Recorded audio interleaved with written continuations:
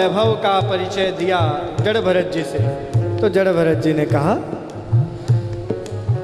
कि राजन, आप क्या मुझे भय दिखाते हो आपने अपने इस राजा होने का? बोले तुम मृत्यु दंड दे सकते हो, मृत्यु आप दे सकते हो? आप मृत्यु नहीं दे सकते। मृत्यु और जन्म ये भगवान ने स्वयं अपने हाथ में रखी है। तुम्हें राजा अवश्य बनाया, भगवान ने राजा बनाया तो केवल हम जनमानस का संचालन करने के लिए, भरण पोषण करने के लिए, लालन पालन करने के लिए, न कि तुम ये समझो कि तुम मृत्यु दे सको। वो तो कर तुम, अगर तुम अन्यथा कर तुम सर्वशक्तिमान सर्वनियंता सर्वांतरात्मा है, अकारण करुणा वरुणालय, वही है भगवान। जब ऐसा उपदेश सुना रघुगण को उपदेश करने के लिए, जड़ भरत जी ने जब जड़ भरत जी के वचन सुने तो रघुगण को विदित हो गया कि ये बहुत पहुंचे हुए संत हैं। और उन्होंने कहा कि तू सत्संग के लिए जा रहा है, पहले अपने मन को तो निर्मल कर ले। अभी तक तेरे में दंभ है, अहंकार है, और अहंकार को लेकर कोई सत्संग में जाता है तो वो सत्संग का कभी पात्र नहीं बनता। जब तक मन में शुद्धता, निर्मलता, निर्मल मन सो मोहि पावा, मोहि कपट छल छिद्र न आवा। निर्मल मन होकर सत्संग में जाना चाहिए। कहीं कथा प्रवचन हो ना तो अपना ज्ञान घर पे रख के आना चाहिए। वहां पर ज्ञानवान बन के मत जाओ। पहुंच गए वहां कोई बेचारे संत महात्मा कथा करे, अरे बाबा जी तो भूल गया, आ कथा कन करी, बा कथा कन करी।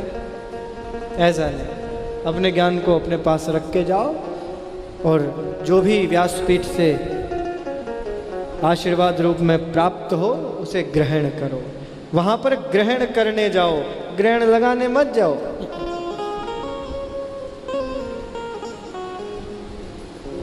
तो श्रोता बनकर जाओ तो निर्मल मन, एकदम खाली रिक्त होके जाओगे तभी तो वहां से कुछ लाओगे। पहले भरे भूरे जाओगे तो क्या खाक लेकर आओगे?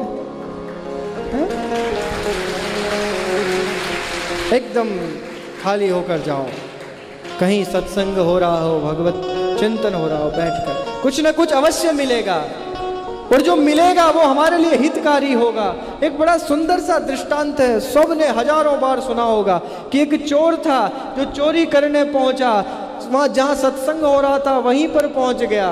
वैसे उसकी आदत नहीं सत्संग सुनने की, पर उस दिन गलती से उसके कान में ये बात पड़ गई कि भगवान की मूर्ति की परछाई नहीं होती। यही प्रसंग है ना। और फिर उसको जब पकड़ा जाता है और उस पर आक्रमण होता है तो वो उस बात का जो उसने सुना था कि भगवान की परछाई नहीं होती, और वो वहाँ पर उससे बच के निकल जाता है। तो ये सत्संग की महिमा। तो जब एक चोर का भी कल्याण हो सकता है तो हम तो फिर चोर हैं ही नहीं, हैं क्या?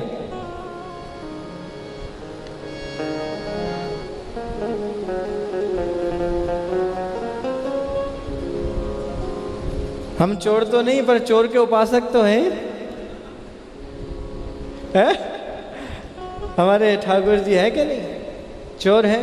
काहे के चोर हैं? अरे माखन मिश्री के नहीं, हमारे श्याम सुंदर भगवान श्री राधा माधव चित चोर है, सबके हृदय का हरण करने वाले हैं। उनका दर्शन कर लो तो चोरी। ओह, आपके हृदय रूपी तिजोरी में जो कुछ भी रखा होता है ना, वो उसे हरण कर लेते हैं। अरे साहब, एक बार दृष्टि क्या पर। तो विनोद जी कह रहे हैं अभी तक बहुत कहाँ तक पहुँचना है, और पहुँचते हैं भाई।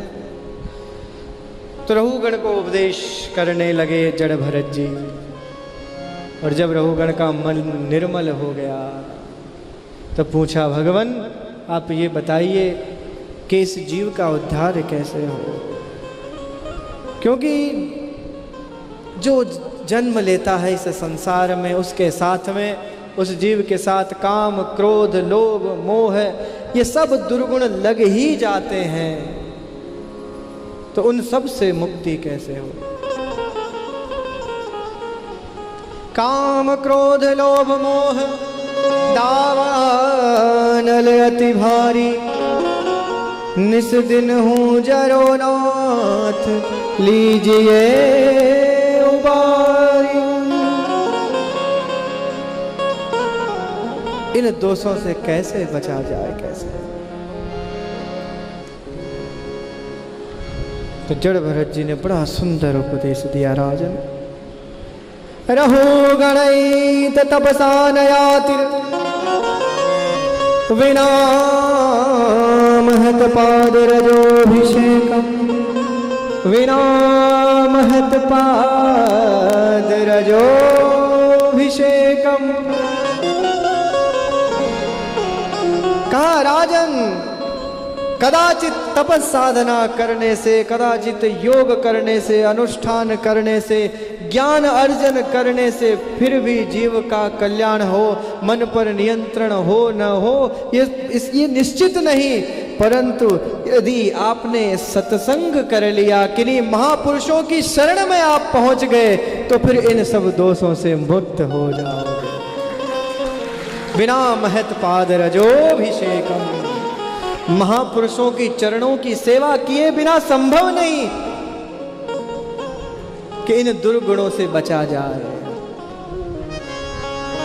महापुरुषों के चरणों की सेवा।